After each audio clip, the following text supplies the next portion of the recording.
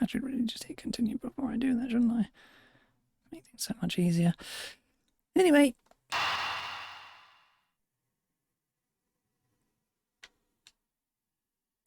Oh, wait, what?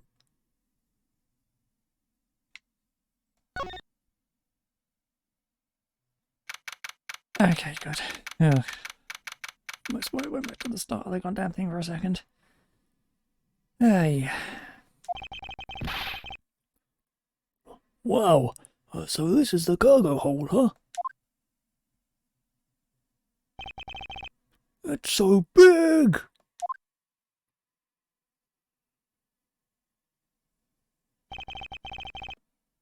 This plane is a special model.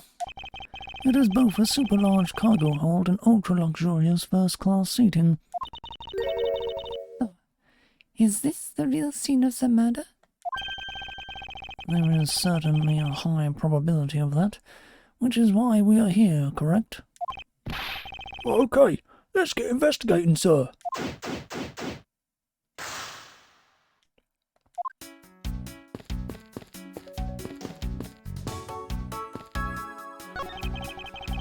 Hey, what's with the suitcase, pal? What the victim checked in, sir. So, this suitcase belonged to Mr. Hicks. I don't think he'd mind if we took a closer look. There's nothing out of the ordinary in here, sir. Wait, a file. And there's a photo of Miss Von Karma in it, sir. It looks like a profile on Francesca. Why would Mr. Hicks have had a file on her?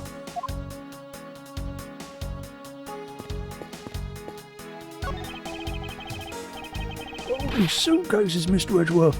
It's like an all-you-can-use suitcase fair. These must be all the leftover ones they couldn't sell. The ones the company is planning to dispose of after this flight is over.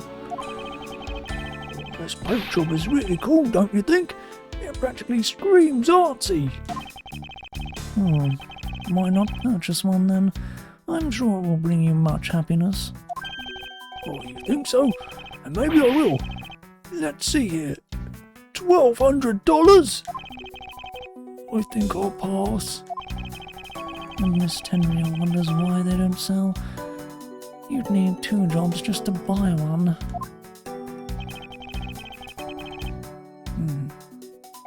It definitely looks like one is missing. What is this brittle substance I'm stepping on? It's a bunch of glass fragments.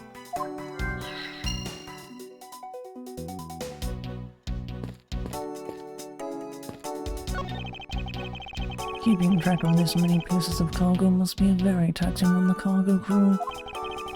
Oh, it sure brings back memories of when I worked as a part-time mover, sir.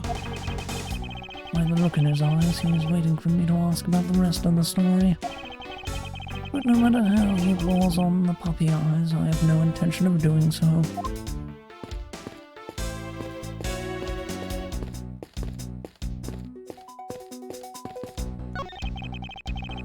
All sorts of boxes are piled up here.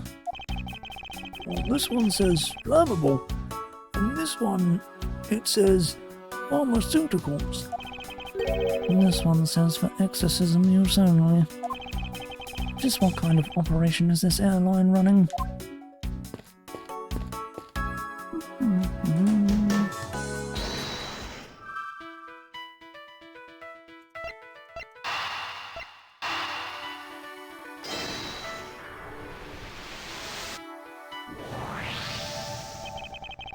I think we can safely conclude that these fragments are from a pair of glasses. And the victim was wearing a pair of broken glasses. Exactly what I was thinking. I'm sure that the shards would match up perfectly with the remnants of his glass lenses. Glasses lenses. Blech. Ergo, the victim was here just as I suspected. Oh, so you're saying that the real scene of the crime was here, sir? Isn't that what I've been saying for a while now? Oh, is it? Oh, I didn't know that. Perhaps it's a bit early to draw that conclusion. However, I believe that the probability has just skyrocketed considerably. All that's left is to find the murder weapon.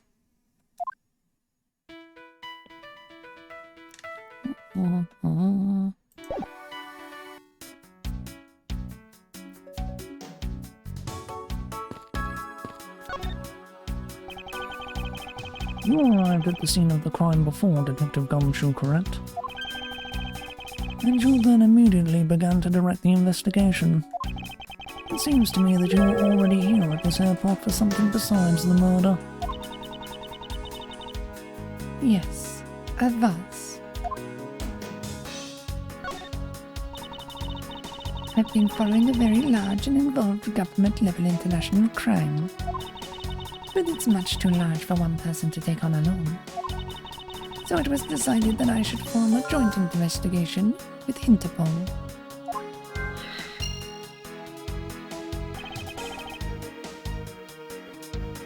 Interpol was involved? It's a top-secret operation, so I really can't tell you any more than I already have.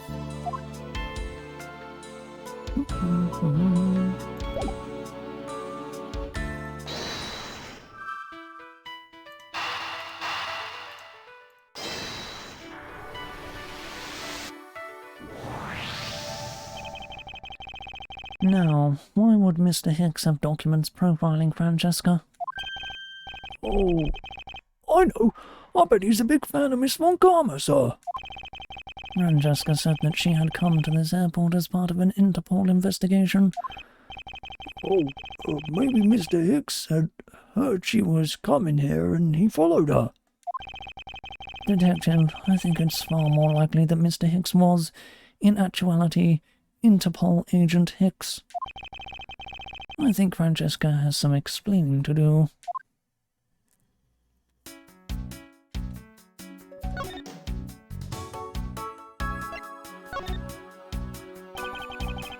You came to this airport to rendezvous with the victim, didn't you?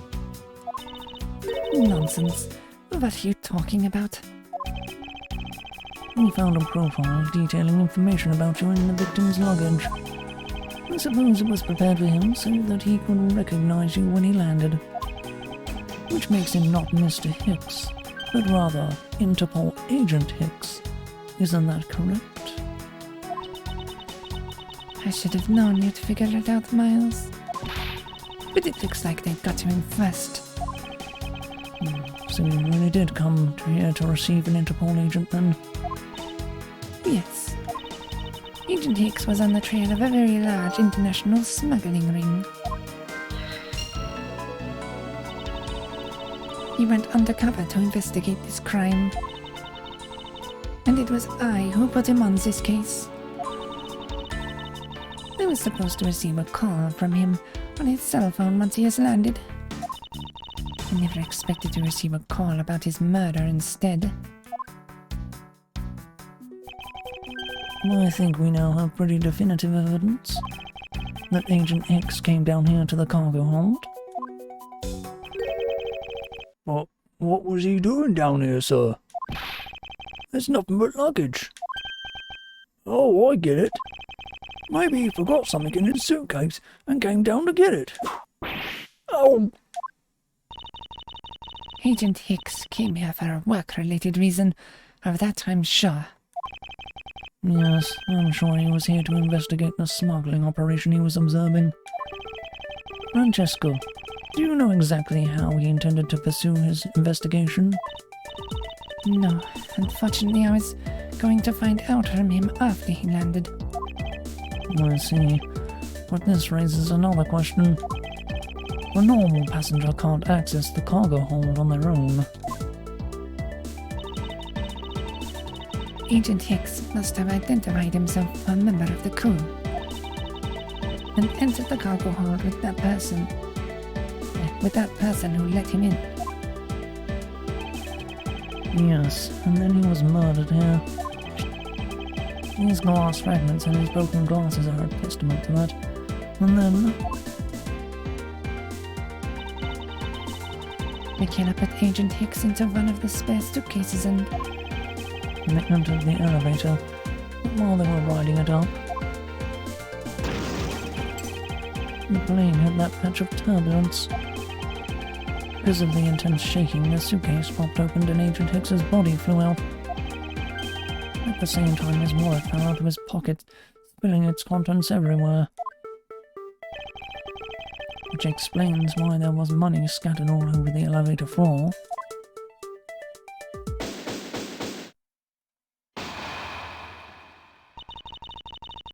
I think it's pretty easy to say who the culprit is at this stage. What? Really, sir? I know what you're thinking, Miles Edgeworth. But the killer can be none other than Miss Rhoda Tenrio.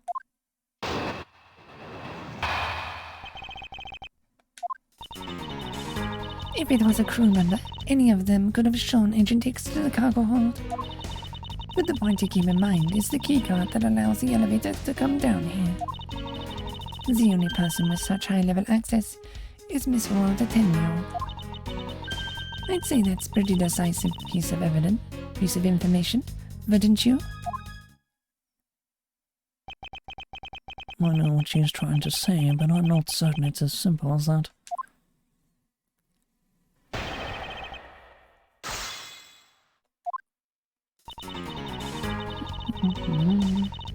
Hold it!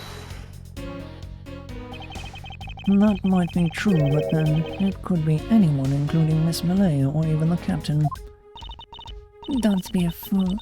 A plane without a pilot in the cockpit is like a horse without a rider, crop in hand, much like Scruffy over there. I can't disagree with her on that. Detective Gumshoe does always need a guiding hand. Very well, then. What about the other flight attendant, Miss Millay? I thought you might ask about her.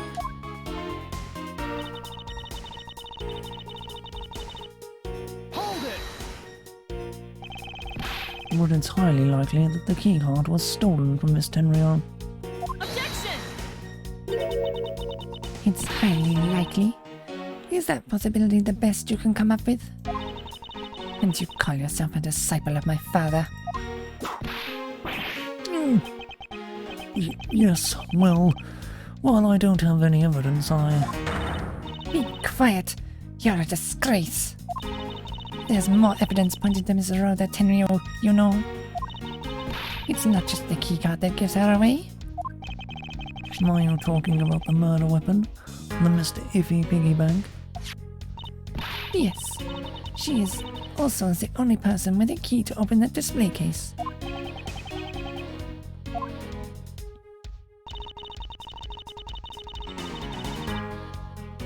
Hold it! But that is a fake. Stop right there, Miles Edgeworth. You don't have any proof that this is just a red herring. If you must keep on insisting that it's a fake, then what is the real murder weapon, and where did it go? Speechless, I see. That's not a surprise. After all, you know that we searched the entire cargo hold and came up empty-handed. There must be a way. There must be something that can help me rule out the piggy bank as the murder weapon. What should be further examined? What should be examined further to help us ascertain the authenticity of the weapon? The body. Francesca, I think you were too quick to jump to your conclusions. Oh, was I? Yes, we don't even have the autopsy results yet. How can I not say that you made a snap judgment when you have yet to even see if the wound on Agent Hicks's head is consistent with the murder weapon? Scruffy! Yes, sir. Contact the medical examiner's office at once. I wish to hear the results of Agent Hicks's autopsy. Yes, sir.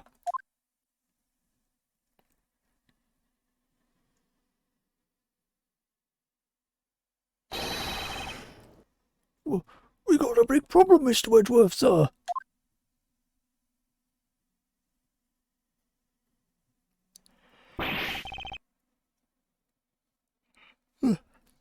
What is it, Detective? Well, they're still doing the autopsy, but they said that they already know this one thing for sure. Report, now! Well, the doc said... Blech. The doc said that it's one giant bruise from beating from his shoulder down to his mid-back. From the victim's shoulder to his mid-back, he was beaten over such a wide area. Well, I'd say maybe it's a sign the killer had a grudge against Agent X. It wasn't just his head. The killer went all out and hit him multiple times, sir. Scruffy, what is this that a grudge against Agent Hicks supposed to mean? That's... Was the wound on the victim's head consistent with the murder weapon, Detective? Oh, well, they said they were still looking into that, sir. You're completely useless. Yo! Sir, I told you already, you can't go down there. No, you remove yourself from my way. What is all that racket? My luggage, my cargo, they're mine, and I demand you return them to me. We're still investigating the cargo hold. Please understand and have a little patience. I suppose there is no choice. I think you get... Hey, what are you? You have left me no choice but to use strong force. Ah! You won't get past me. This is... Wait, that's it. So that's what this whole thing has been about. Further, there is the matter of the key to the display case that held the murderous bank.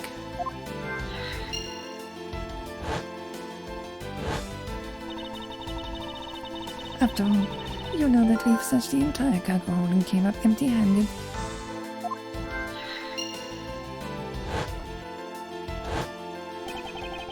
The doc said that it's one giant bruise from a beating from his shoulder down to his mid-back.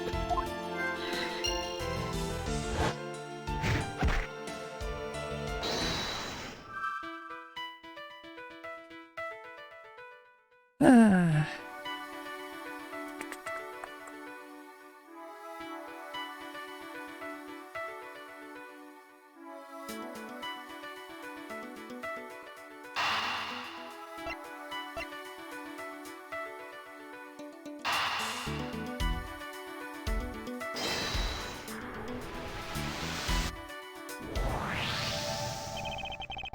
Allegedly, the killer struck the victim many times over, which is why there is extensive bruising over such a wide area.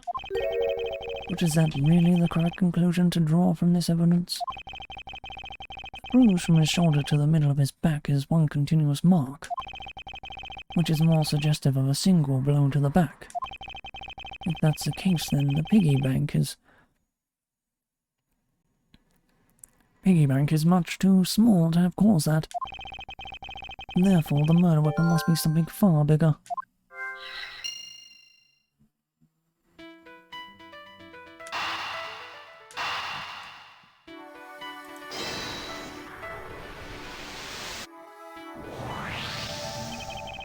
If we're looking for a rather large weapon, you'd think it would stick out.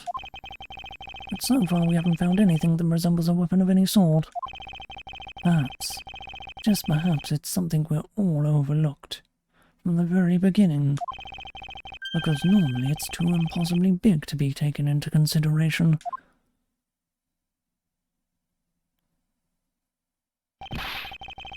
What was that all about? Was he trying to jump his way down here? Francesca? What? What do you want? I found it, Francesca. I found the real murder weapon. You did? You really jumped. We didn't realize it until now, but the answer has been right in front of us this whole time. He might be hurt. We should go check up on themselves. There's that pompous attitude of yours again. You should learn to drop that habit. This coming from a prosecutor with a habit of whipping everyone she comes across. Anyway, if you really are a prosecutor, then you back yourself up with evidence. Oh, you two aren't listening at all, are you? Come on then, show me this real murder weapon you speak of.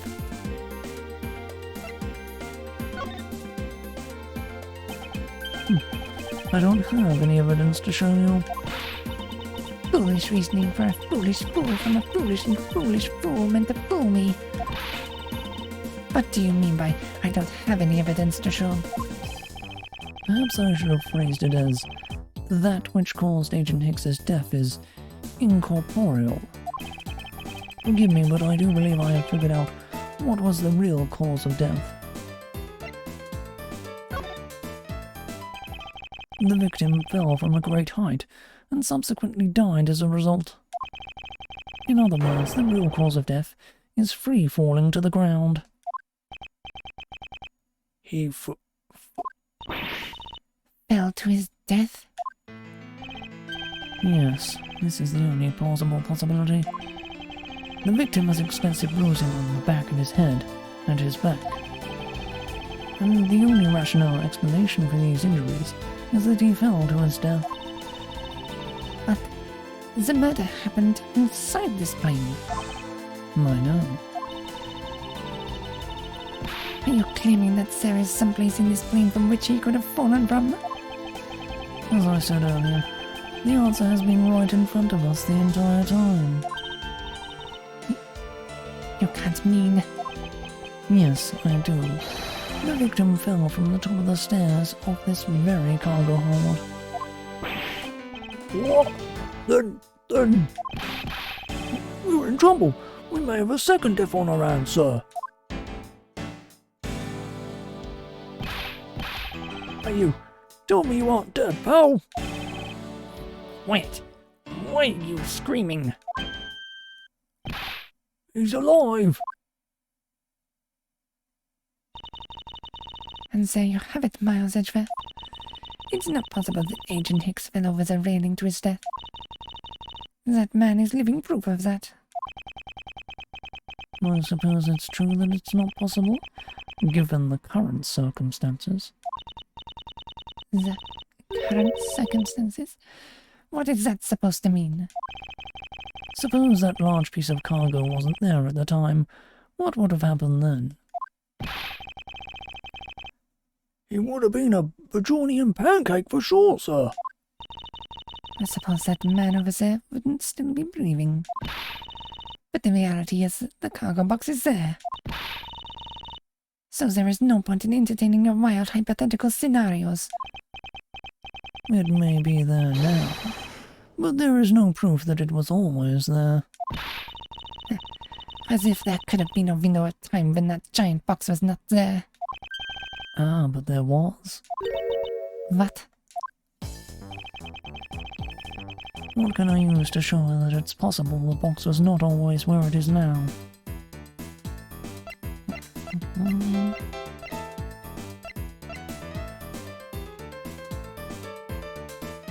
Take that!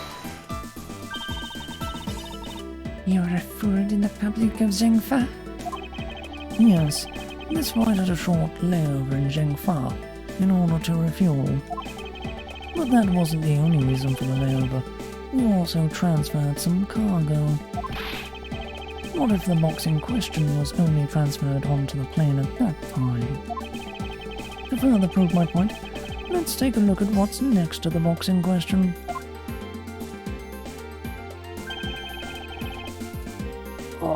It's labeled Zhengfa Express. Correct, meaning it was loaded onto the plane in Zhengfa.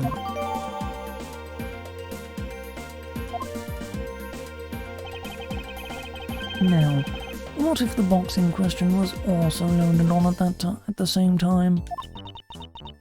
It means that the box was not here in the cargo hold during the Europe-Zhengfa leg of the flight.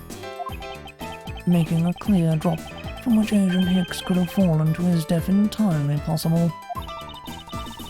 But your theory is still very far-fetched. Then allow me a chance to prove how very likely my scenario is. My first order of business will be to examine that piece of cargo in more detail.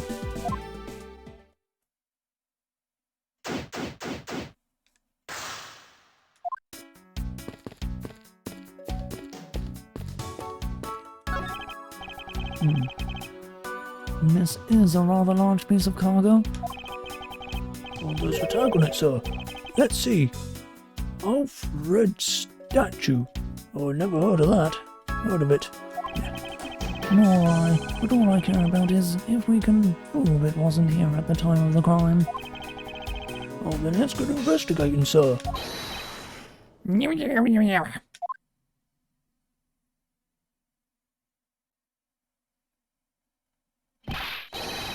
Look here.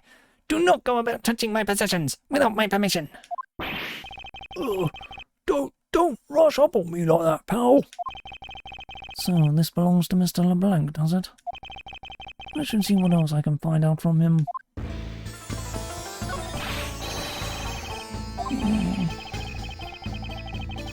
I'm trying.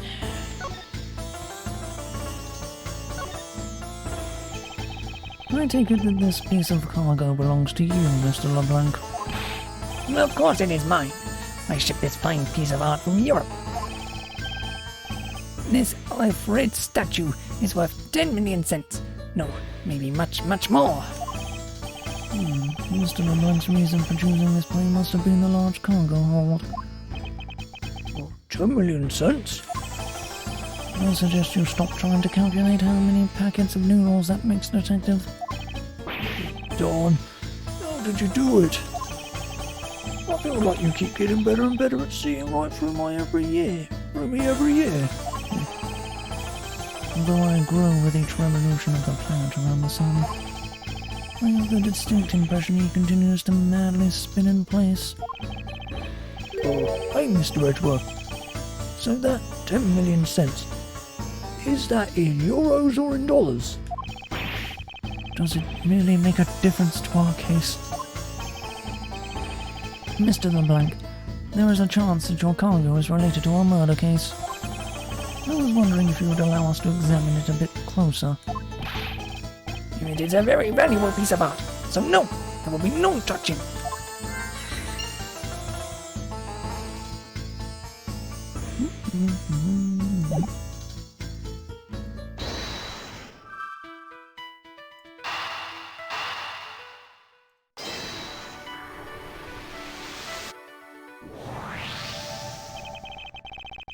If Mr. LeBlanc has something to do with the smuggling ring, then it's possible this fake statue was brought on board in Zhangfa. I think I need to question him a bit further.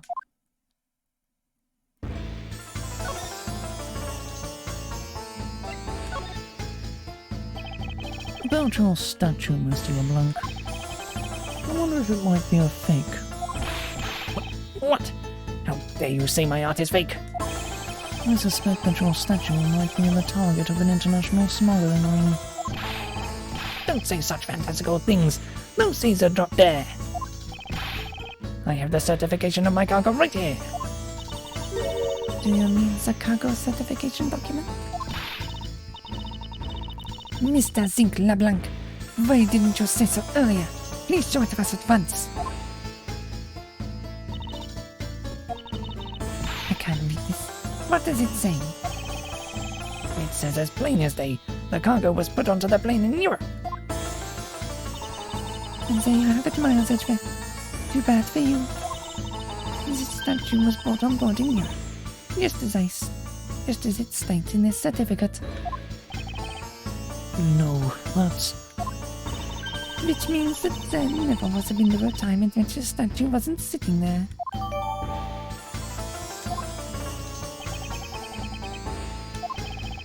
I respectfully disagree. We can't discount the theory until I see the statue for myself. then you can have your wish. Look at it yourself and see I am right. This. I know I've seen this somewhere before. Well, this is the Alfred. Gives off such a feeling of art I can practically smell it. This statue has a high amount of historical value. After it was unveiled at a museum in Europe, I brought it to this country to exhibit it.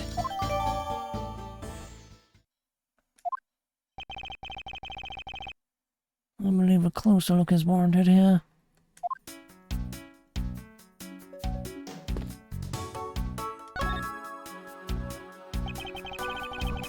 Oh, this is the infamous Alfred statue. What is it, Mr. Edgeworth? Did you find something? There's something wrong with this picture. You should examine it in more detail.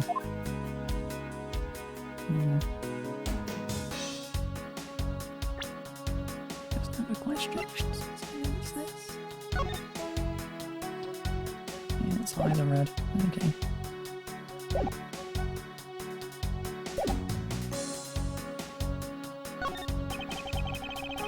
This is...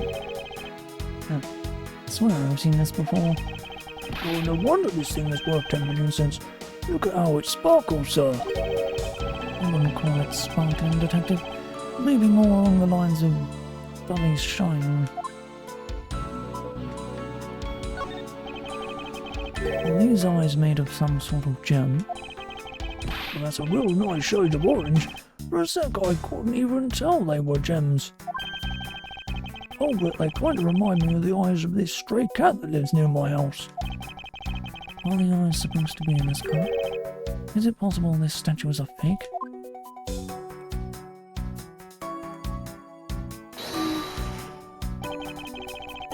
Is spot somehow connected to any of the evidence I hold? Yes, it is. These eyes are awfully orange, don't you think? Yeah, and pretty. They remind me of sunsets when I was in grade school, sir. I don't think you see what I'm talking about. Oh, no, I do. But it's really like the colour of the sun when it's setting, sir. Oh, the memories. I remember standing out in that field, spinning with my arms out until I felt ill. I don't care about sunsets. Focus, detective. What colour are the eyes in this photo? Huh? Ah, sir, they're red. As I thought, this statue was a fake. Mr. LeBlanc. What do you want? Do you not know I am a busy man? I allow you 2 seconds for your answer. The Alfred. I suppose this is your pride and joy, is it not? It is the biggest trophy on this European trip. Do you know why I wanted to possess this statue? The trigger started 17 years ago. You better grab a chair, sir. Sounds like this is gonna be a long story. Mr. LeBlanc, I regret to inform you, and you have my heartfelt sympathy, but... What is that? Sympathy? For what? You'll see. I'd like you to compare the eyes. That large fellow there has very bright and pretty eyes compared to you. I wasn't talking about the two of us. I meant the eyes of the statue in front of us, and the one in this photo. Why the sudden yelling? Now then. Oh. It is a photo of the statue on display at the museum in Europe.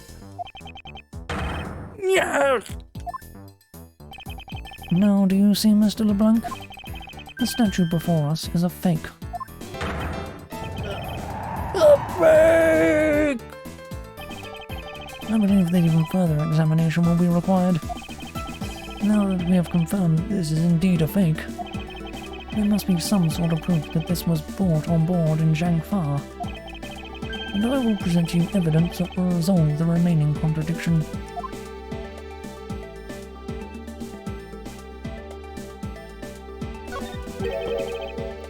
What have we here? It says Shangfar Express on the cloth, sir. Something is tugging on the corner of my mind, as I thought something is out of place.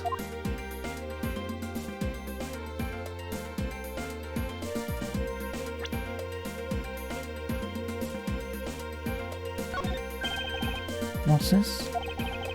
Well, the statue looks like it's stepping all over its neighbour's cloth colour. Kind of resembles its owner's attitude in a sense. You... What did you say now? What did you said now?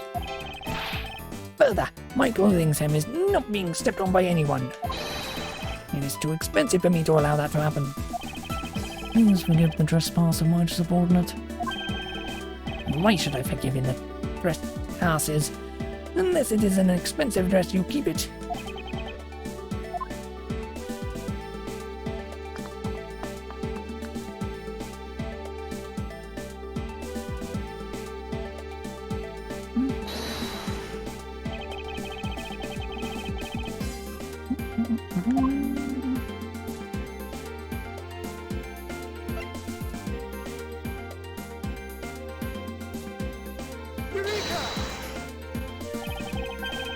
There is clearly a contradiction here.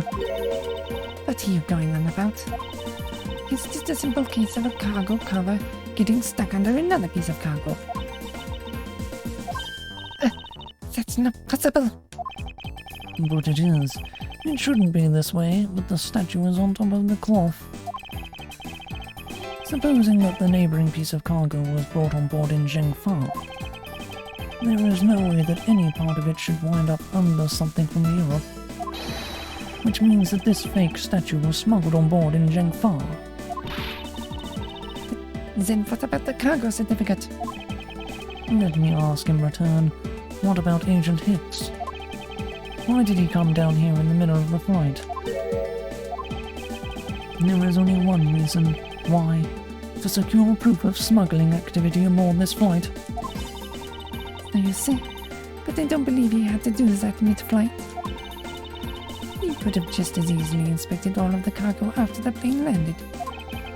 That may be true. However, you have it backwards, Francesca. Your Agent Hicks could have waited until after the plane had landed. But he had a reason for coming down to the cargo hold. Suppose he had found the fake at the airport, it would have been after the swap had occurred. At that time, the suspicion would naturally fall onto the statue's owner, who would have no way to prove that the statue was switched without his knowledge. Which means there is someone involved who is forging or modifying cargo certificates.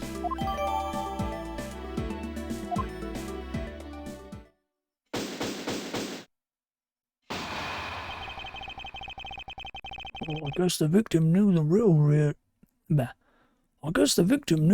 version of this was gonna get nabbed, huh?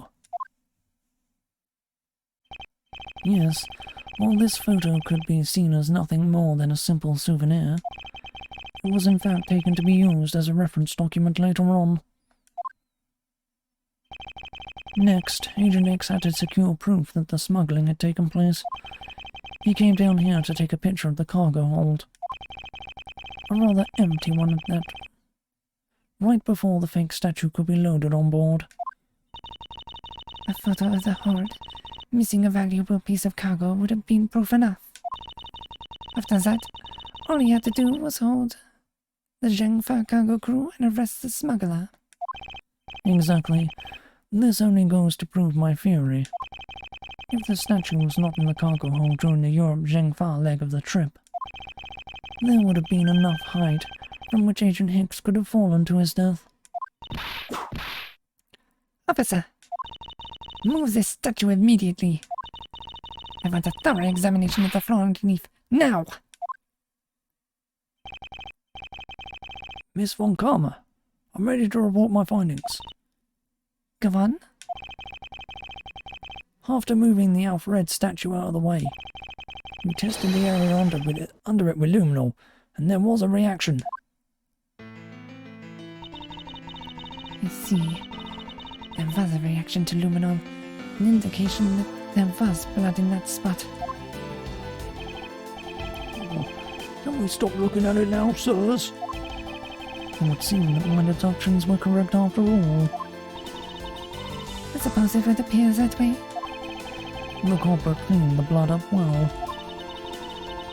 And how do you think the killer did that? How did the killer clean up all the blood?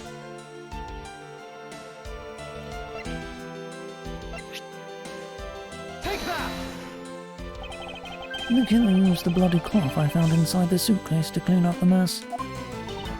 You see, they had a need to clean up all the blood before the plane landed in Zhengfa. Yes, because otherwise the cargo crew would have discovered it during the layover. So you guys are saying that the murder happened before the plane landed in Zhengfa? There is no other conceivable timeline for the events of the murder. But if that is true, then that throws a certain person's testimony into doubt. If the murder occurred before we landed in Zhengfa, then this becomes highly suspect. Recall Miss Millay's testimony about Agent Hicks in regard to when we departed Zhengfa. I saw Mr. Hicks sitting in his seat at 5 a.m., you know. She claims Agent Hicks was alive at the time of the service calls, but... Well, that totally contradicts the facts, sir. But why would she lie about something like that? I think the only person who can answer that is Miss Millay herself.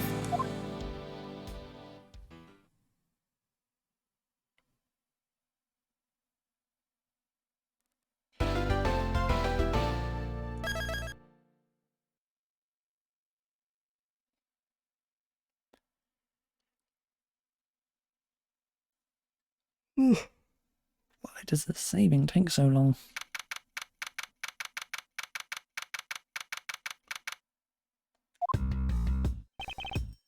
Miss Millay? Miss Millay, do you recall what you said earlier? About when you answered some service calls as we were departing from Zhengfa? You said that Mr. Hicks was sitting in his seat at that time. However, that it's simply not possible. Because Mr. Hicks was dead long before we ever touched down in Zhengfa. Oh. Miss Chamomile.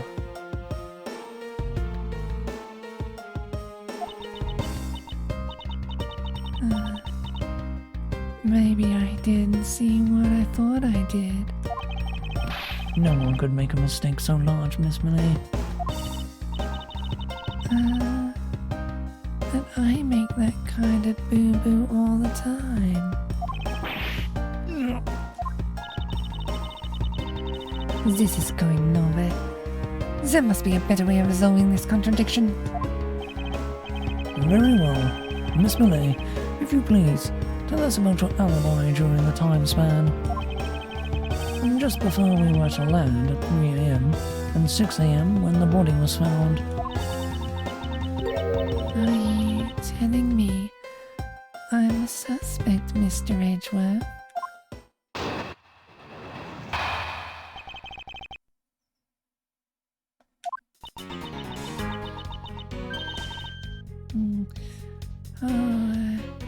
Yeah.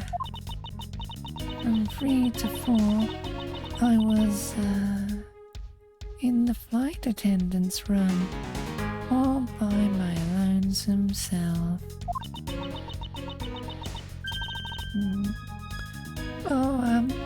Yeah. From 5 to 6, I was, in the flight attendant's room, all by my lonesome self. How is a man supposed to react to a testimony like that? Miss Millay, wake up!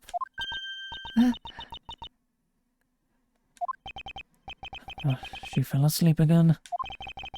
It looks like the only way I'm going to be able to wake her up is by pressing her.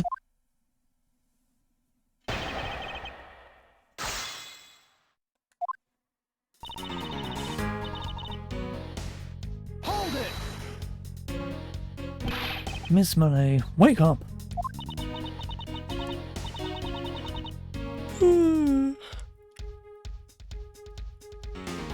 I'm awake.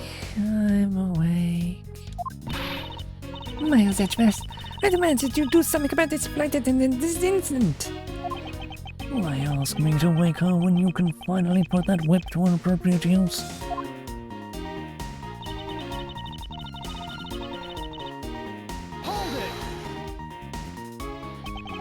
If I remember correctly, food was being served in first class in the lounge between the hours of 3 and 4 a.m.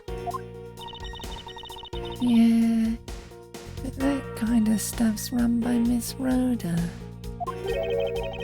Then what were you doing in the attendance room at that time? Eating and then having a most delicious dream. You mean you were neglecting your duties? No way. Sleeping's part of our job too, you know.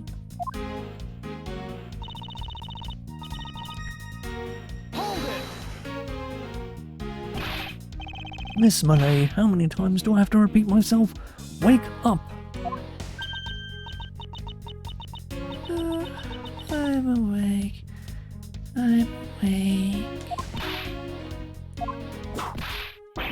Ouch! What did you whip me for, sir? Oh, what did I miss? The poor detective being on the receiving end of a lash in your stead. Really? Sorry about that.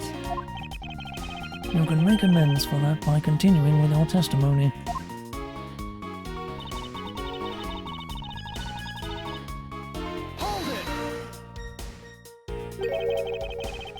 So you were alone the entire time, were you? Yeah. No one else even popped their head in to say hi. Oh well, I think a contradiction just popped in to say hi. What shall I do? Should I raise an objection? Miss Malay, there is a clear contradiction embedded in your testimony. What are you talking about? It's not possible that you were alone in the attendance room the whole time from 5 to 6 a.m.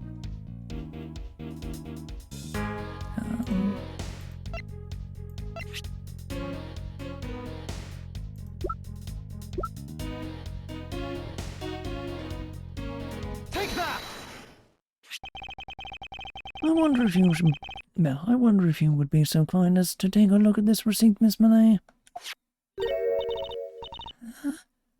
A receipt? For what? It's for the suitcase Miss Tenrio bought. Now, if I may direct your attention to the timestamp. As you can see, it clearly says 5:40 a.m., Miss Tenrio. Yes? Why is the killer here? I thought you'd have her locked up by now. I requested that she be present as a witness, so that we may straighten out your complex lie. Now then, Miss Tenrio, between the hours of 5 and 6 a.m., you took a trip from the first class down to the first floor and fried shop, correct? Yes, I went to the shop to buy a suitcase. After which I went straight to the attendance room to drop it off. And did you see Miss Malay there at the time? No. So, Miss Malay, where were you really between the hours of 5 and 6 a.m.?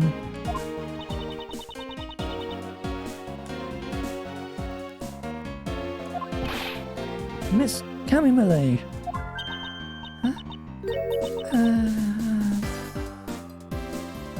Bathroom? I'll be the one to ask the questions here. Yeah, maybe that's it. I probably just missed her nature calls, you know. Do take me for a fool. That's a little too convenient to be true. But it's the truth. cross my heart. I don't have enough conclusive proof to counter-argue her at this stage. You don't believe me, do you? But please, won't you give me a chance and hear me out?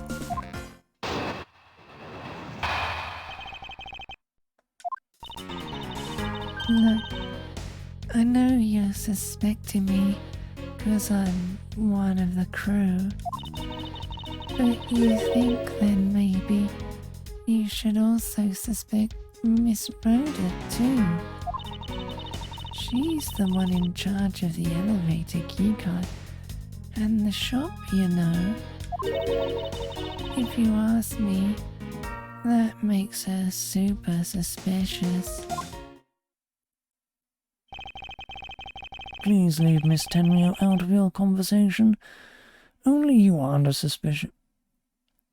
But only you are under suspicion for now. I don't get it. Why are you covering for Miss Rhoda all of a sudden?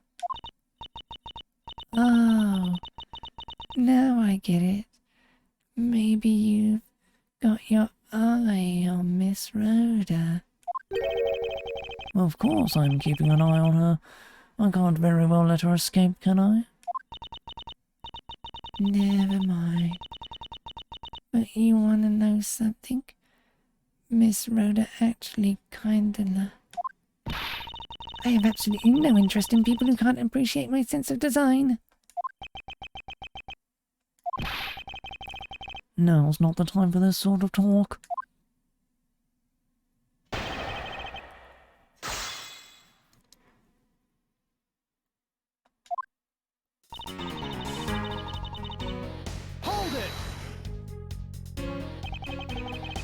No, it's not the only reason I have for suspecting you. Your statement regarding Mr. Hicks also turned out to be a bunch of lies. But say I wasn't an attendant. You wouldn't suspect me then, would you? Yes. I suppose that's true enough.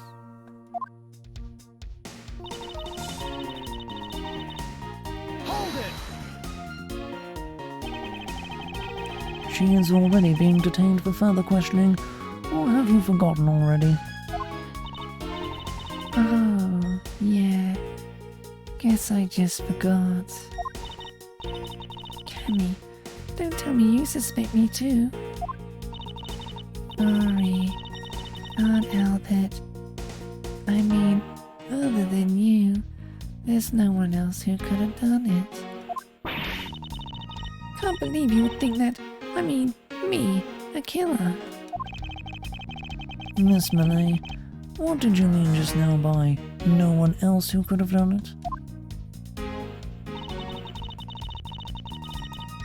Hold it! And what are you in charge of, Miss Millay? I take care of the attendance room. That doesn't count. But I spend so much time in there, it might as well be my responsibility. Mr. Edgeworth, Cammy is very talented in languages, so she assists passengers who may not speak English, especially those who speak Borginian. She is the only one on this flight who is fluent. Oh, you mean that kind of what am I in charge of? Why didn't you say so in the first place? What else could I have meant? Yeah, so I'm really good at Borgian. Borginian, even. So, she's fluent in Borginian. Then I suppose you're in charge of processing documents in Borginian. Yeah, I take care of anything that has to do with Borginian. Very interesting.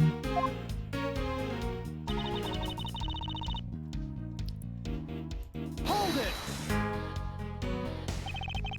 Actually, you're on-the-job behavior makes you super suspicious in my eyes. But why? While Miss Tenru is busy with the passengers and all of her other duties, you have a lot of free time on your hands, thus providing you with ample time to commit the crime. Objection! Miles Edgeworth, I demand that you cease and desist in this line of conjectural questioning. I won't allow you to bluff your way through this like a certain defense lawyer. But I do honestly believe Miss Millay does any actual... Yeah. But I do not honestly believe Miss Millay does any actual work aboard this flight. Oh, that's not true, Mr. Edgeworth. Although, well...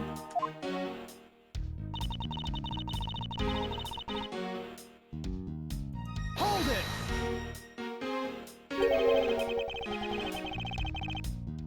So, what exactly do you do as the one in charge of some Virginian stuff?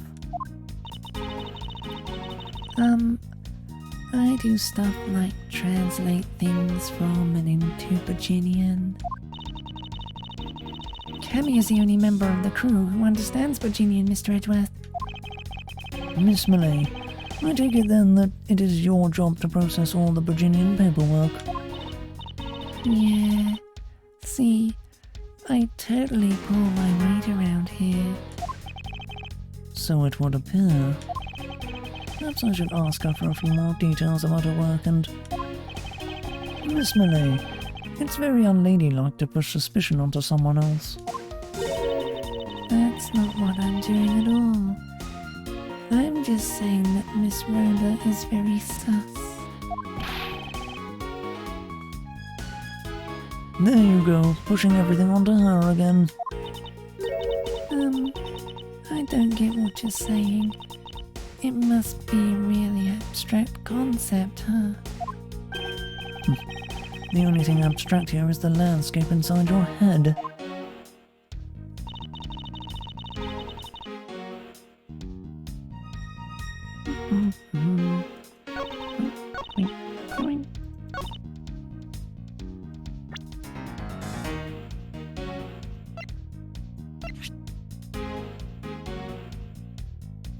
Objection!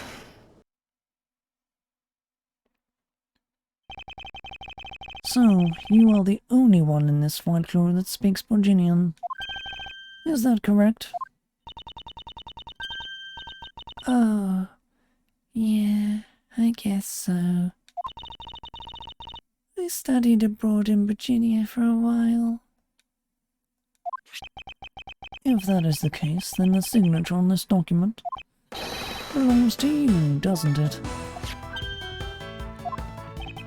This is a falsified piece of documentation with only one purpose.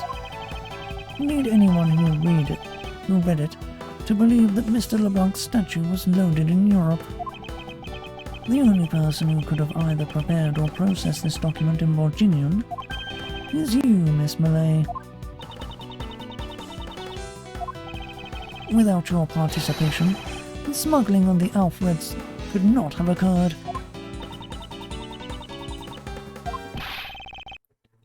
Don't sleep while I'm pointing my finger at you. Oh, I wouldn't dream of falling asleep on you, Mr. Edgeworth.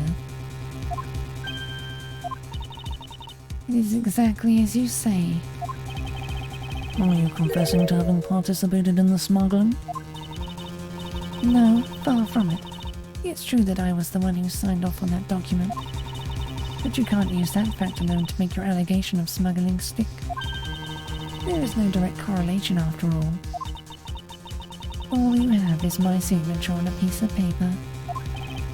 Really? All you did was sign it? I neglected to check if the cargo had been loaded onto the plane properly. So, sorry about that. It seems that she's finally woken up.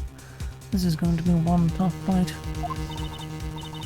Suppose, and this is just a supposition, even if I was involved in the smuggling, You can't throw the charge of murder on me just like that. Objection! If you're very involved in the smuggling, you would have a strong motive to kill. Agent Hicks was in the middle of an investigation regarding a smuggling ring. And just when he was about to close in, he's killed by a member of that ring. Well, did you ever stop to think that maybe Rhoda is the smuggling ring member? After all, unlike me, Rhoda has access to many things on this plane for work purposes. So perhaps there is some element of a setup at play in this case. What are you talking about? Don't worry, I wasn't talking about you, I meant the killer. First, it was myself, and now it was Miss Tenrio who is under the microscope. Seems to me that our killer is going to great lengths to pin the crime on anyone they can.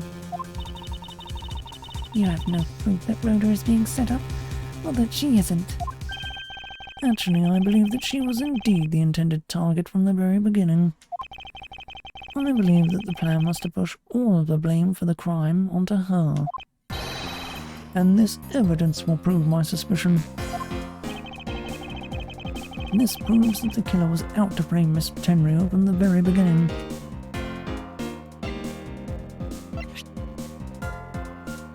Take that! The killer could have hidden the body the killer could have hidden the body anywhere, and yet they chose the suitcase. Why is that? Perhaps it was to move the body up from the lower deck to the first floor. However, why go through the trouble to do so? The only way all of these actions make sense is if the killer had wanted to frame Miss Tenrio for the murder. Miss Tenrio buys a suitcase on every flight she works without fail. But should her suitcase be switched with one containing the victim's body, that would put her in a very tight spot. Unfortunately for the killer, the turbulence put an end to that plan.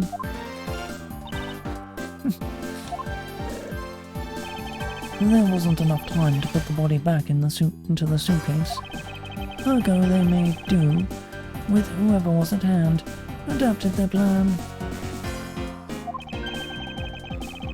and tried to frame me as I lay unconscious on the floor from the turbulence.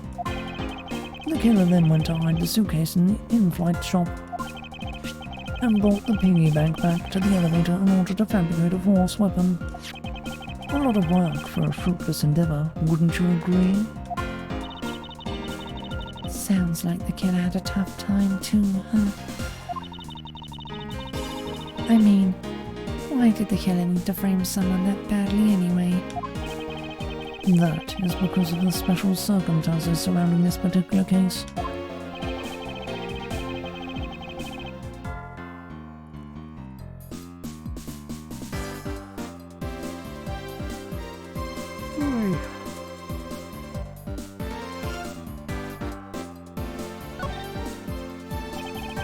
The special circumstances simply that the murder took place on a plane mid-flight.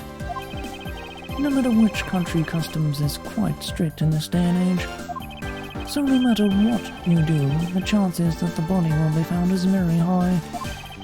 Therefore, there was no choice but to frame either Miss Tenrio or myself.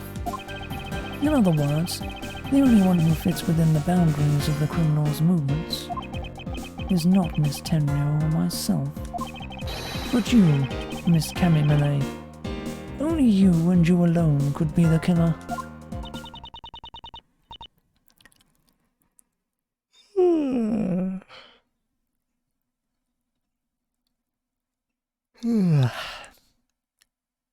And?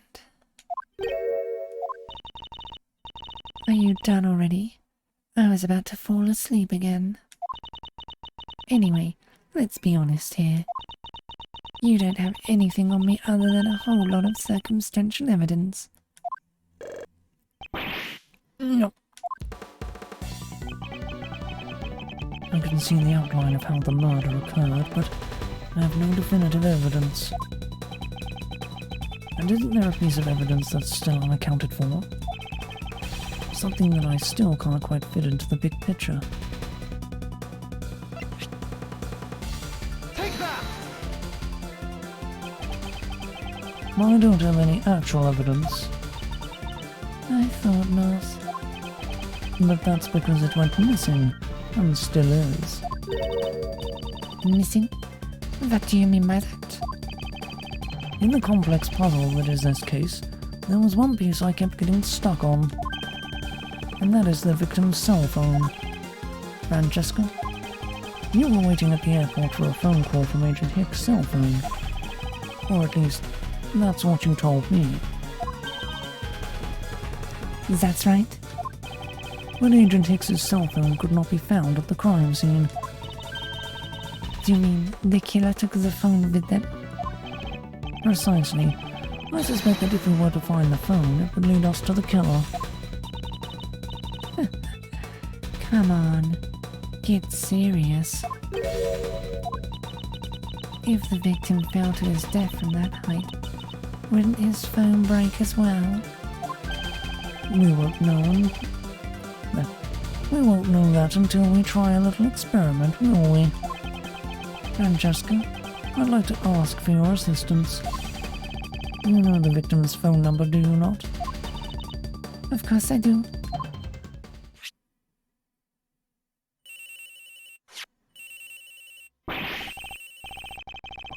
Agent Hicks's phone! It's ringing from somewhere, sir! Am I here, detective? Now where is it coming from?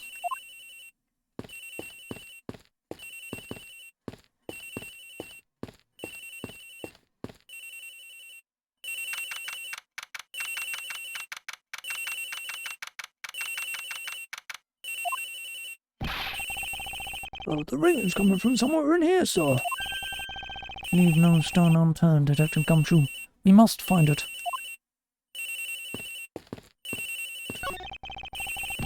Oh, the ringing's coming from in here, sir. What? No, it can't be. This has got to be the victim's cell phone. Just whose locker is this, sir? It's Miss Tenrio's. What?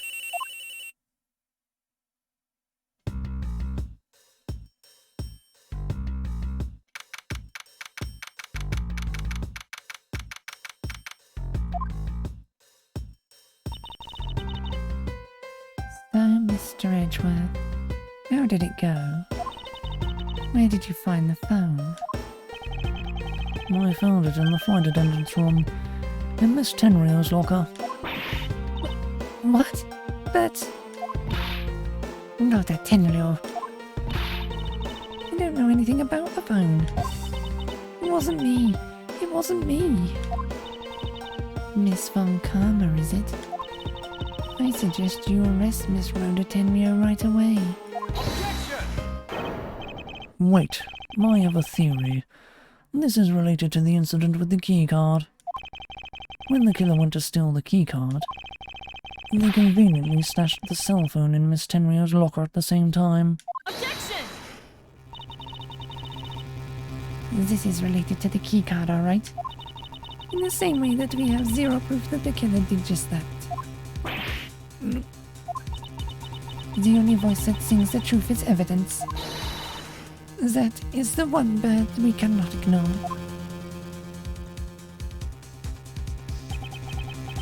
What shall I do? Francesca's right. I can't offer baseless conjecture at this point.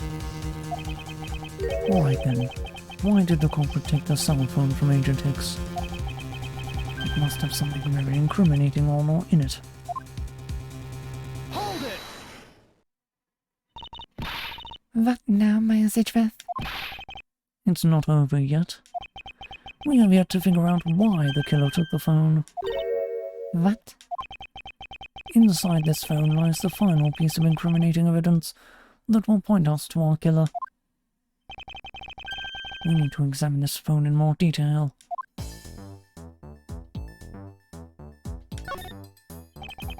The LCD is broken. Without a screen, you can't even place a call with this.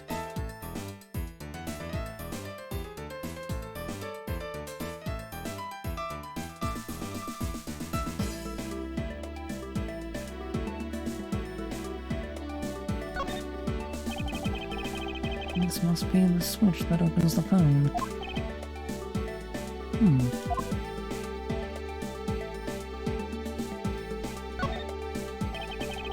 The LCD is broken. Yep, same thing. When did they start putting keyboards like these into cell phones? Oh, hey, this is one of those computer cell phones that they've started selling recently. Computer cell phones? Well, yeah, it's got a computer in it, and it's a cell phone. Neat, Mr. Edgeworth? All you need is a phone in the phone part, nothing more. I'm guessing yours can't even send out email. Talk about inconvenient. Do you have a problem with what I do and do not care for, Detective? No, sir. As they say, simple is best. My God, Edgeworth.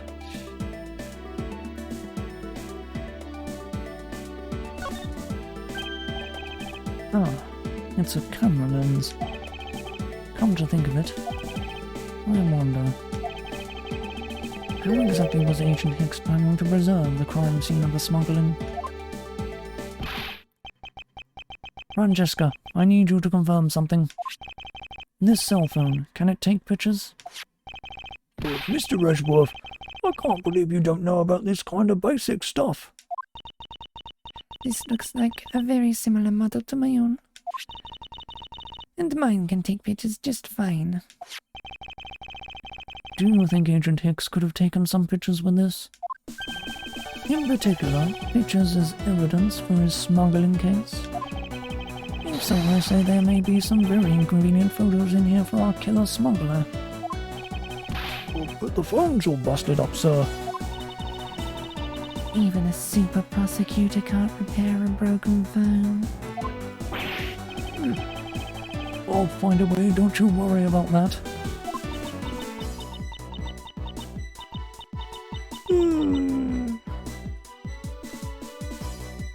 May I go back to sleep now? Objection! The LDC screens on the inside and outsides are broken, that's for sure. But that's also reason enough to believe that the killer wasn't able to erase the data. What? What do you mean by that, Francesca? It looks like our killer isn't very familiar with electronics. This phone still rang when I called it, meaning that only the LCD screens are broken. It's possible that the photos are still there inside, waiting to be accessed. All we need to do is transfer the data to my phone. Francesca, your phone if you please. Very well. It's transferring. Alright, displaying it now.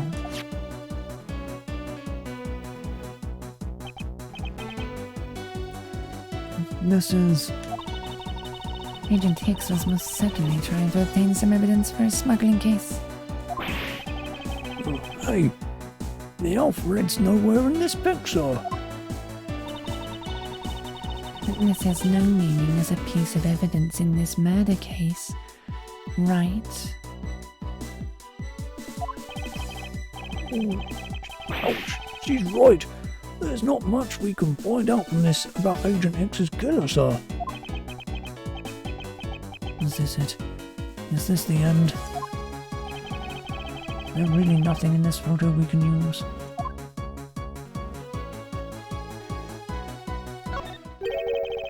What's all this?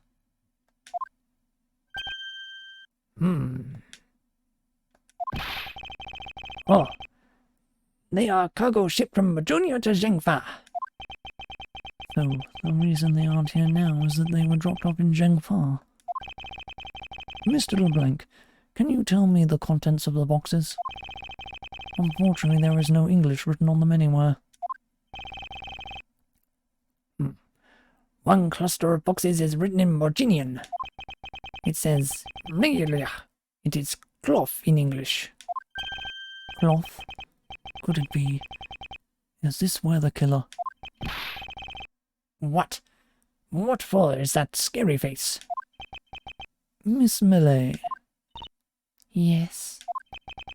It appears that Agent Hicks was no ordinary investigator. He left us with a piece of evidence after all. A striking piece that will point out who his killer is. Maybe you shouldn't force your mistaken reading of a simple picture, Mr. Edgeworth. The Virginian cargo in this piece of evidence will point us straight to the killer.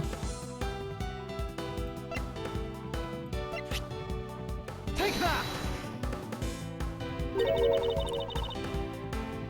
And what is that supposed to prove? The killer used this piece of cloth to wipe up the blood that they had spilled. But there was one thing that bothered me this whole time. Where did it come from?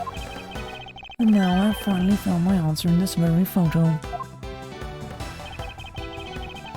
The cargo that was unloaded in Zhengfa had cloth written on it. In Borginian, that is. And this is where the killer grabbed a piece from to clean up the blood with. That's right. The killer was someone who could read and understand Borginian. And the only crew member that fits that description is you, Miss Camille Millet. That's pretty flimsy. The killer probably searched through all the boxes looking for something to use. When you're frantic, you don't care if the box is in English or Borginian. Objection! Sorry, but I cannot agree with your assessment of the killer's indiscriminate nature. What? There was no need for the killer to tear through boxes at random at all. And if the killer supposedly could not comprehend Borginian, well then. Logically, the killer would have opened this box first. Take that! Hey, it says bedsheets in English right on the box, sir. Precisely. And bedsheets would be perfect for cleaning up blood, wouldn't you say? So, what are you trying to say? That if I were the criminal, this box of bedsheets would have been what I would have spotted first. However, the killer chose to use some Virginian cloth. Do you have an explanation for that? The killer didn't want anyone to know that the real scene of the crime was this cargo hold. And they were afraid to leave signs that the box with the sheets had been opened. However, the Virginian cloth, well, that's a horse of a different colour. Because the killer knew that it was going to be unloaded in the Republic of Zhengfa. That's right. That is why the Virginian cloth was used. And the only Virginian reader on board who could make such a calculated decision is you, Camille. You and you alone. It would be very easy to us to confirm if any of the boxes were resealed. All we would have to do is contact the Zhengfa authorities in time. We may even find other evidence to incriminate our killer within those boxes. So, what do you say, Miss Millet? Why not confess to your crime here and now? Or would you rather wait and see what we find out from our investigation in Zhengfa?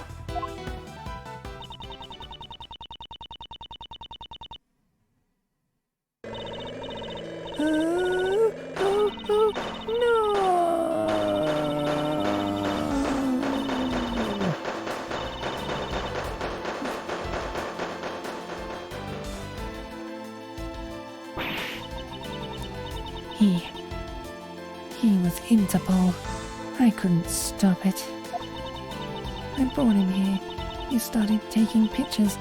I couldn't be found out. I was scared. I was in trouble. I.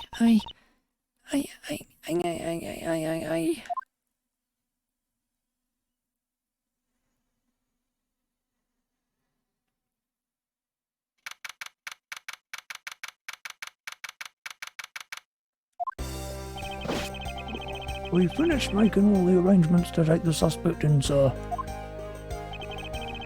Very good, Detective. What about the smuggling route? Did you say anything about that? Oh, they're taking her down to the precinct now. Hopefully we can get more out of her there. Whenever we approached the topic, she just started foaming at the mouth. It was scary, sir. He probably wasn't prepared to commit a murder all of a sudden. One thing is for sure, the ring behind this whole mess means serious business. It looks like there's a lot more to this case than meets the eye. Mr. Edgeworth? I just wanted to say how much I appreciate everything you did. Thank you very much. It was nothing. In fact, I should be the one thanking you for your cooperation. But truly, if it wasn't for you, I might not be here right now. Instead, I can continue to serve our passengers as a flight attendant. I hope that... Well, please accept this as a token of my appreciation. That's... You see, you don't have to take it if you don't want it. No, I mean, I would never turn down a lady's generous offer. Oh, thank you. I'm sure it will serve you well. And remember, we here at iFly Airlines are always ready to serve, Mr. Edgeworth. Thank you. I'll keep that in mind. Now, I must bid you farewell. May all your skies be blue, no matter where you go.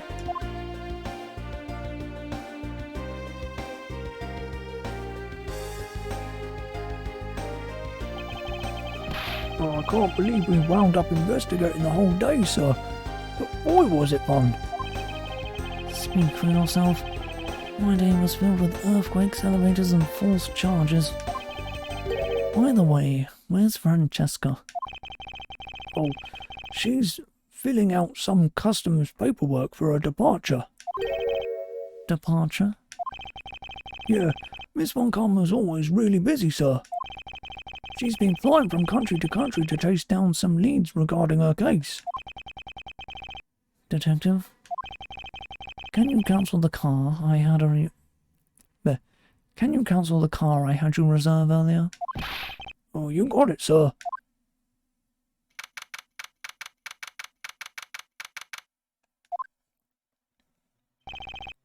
Francesca? I thought I told you when you first landed. I have no time for idle chatter. I have no intention of wasting your time. However, it has been a while since we last met. I also have no time for such familiar reminiscences. Who do you think I am? You are Francesca Von Karma, a very proud prosecutor deserving of much respect. Until only a little while ago, I was but a wretched mutt who was always losing to you. A dancing period, living her life on the name and fame her invincible father built. True, your father, Manfred Von Karma, didn't lose a single case for 40 years as a prosecutor. However, I wouldn't say he was invincible. What are you talking about?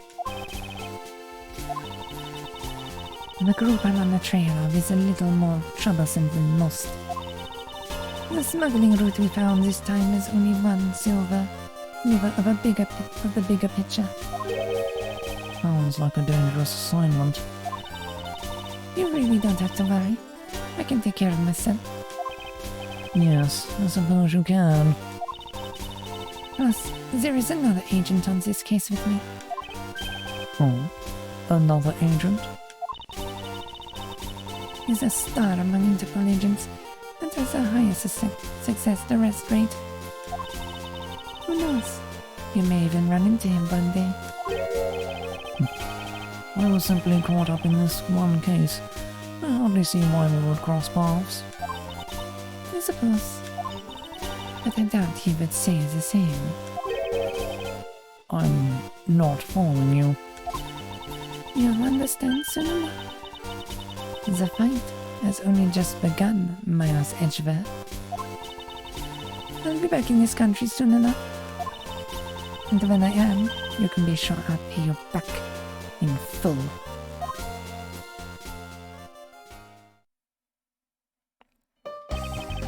And just like that, he's gone. Oh, sir. Thank goodness. I can finally rest easy knowing I won't have to watch out for a whip. Detective Gumshoe, I want to thank you for all your help and cooperation. Oh, it was nothing, sir. I was just happy to be able to work with you again. I think I'm going to celebrate by adding a little extra salt to my instant noodles tonight. Just how much did you cut his salary by, Francesca? Detective, I was wondering if you might give me a ride down to the prosecutor's office. Sure thing, sir. I'll even fly down the road in the patrol car if you want. Don't make me remind you, Detective. Safety first. Thus, I solved the first case upon my arrival home. Francesca von Karma, the smuggling route she was after.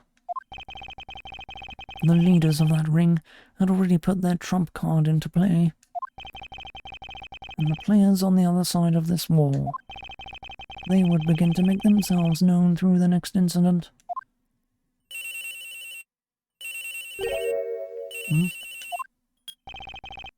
Edgeworth speaking.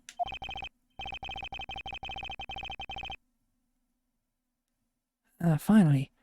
I called who knows how many times earlier, but I couldn't get through. And you are? Have you forgotten my voice, Miles, my boy? Mr. Amano? Ernest Amano, correct? So you do remember me. I know it's rather sudden, but I can't ask this of anyone else. There's been an incident, Miles. My son, he's been kidnapped.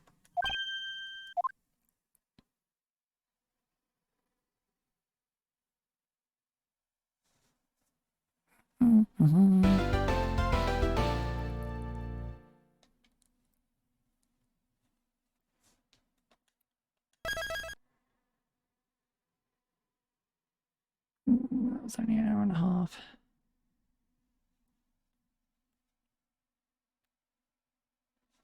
Don't want to start a new case like that one.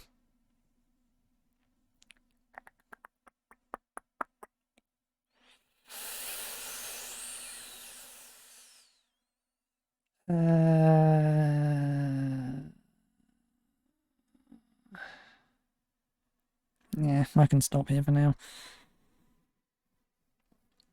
If I know I was that close to the end yesterday, I would have went through. Oh well. I think I'm going to have to go back to streaming twice a day for the duration of these games.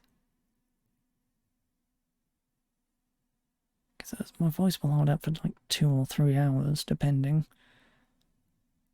But I want to stream longer than that. I'll have to have a break midway through. I'll have to think about it. Saturday is not conductive for 2 streams at the moment. Not for when I'd like to do them anyway. But yeah, that will be all for now. And we'll try to do all of case 3 tomorrow. For now though, bye!